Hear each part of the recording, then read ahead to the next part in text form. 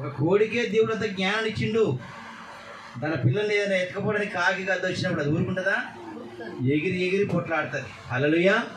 అట్లనే మన దేవుడు అంట మనను ఎవరైతే యథార్థమైన హృదయం కలిగి ఉంటారో, ఎవరైనా విరిగిన మనసు కలిగి ఉంటారో, దేవుని భయం కలిగి ఉంటారో వారందరికీ దేవుడే కాపుదలగా ఉంటాడంట.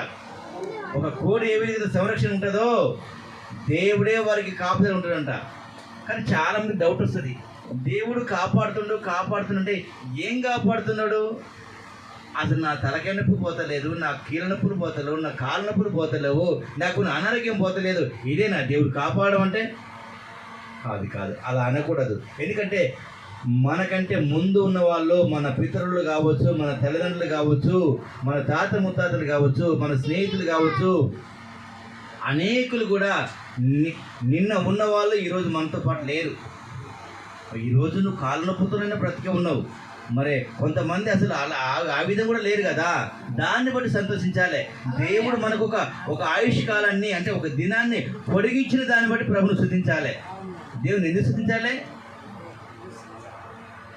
దేవుడు మనం బ్రతికించినందుకు ఆయన మందిరానికి మెట్టుకుంటున్నావు మెల్లగా లేసుకుంటున్నావు పడుకుంటున్నావు దేవుడి సన్నిధికి రావాలి. హల్లెలూయా. కారణం నిన్ను బతికించింది, అందుకే నేను ఇంకా దేవుని స్తుతించడానికే. దేవుడు నామానికి మహిమ కలుగును గాక. అదే ప్రాణం లేకపోతే నువ్వు అంటూ లేవు కదా.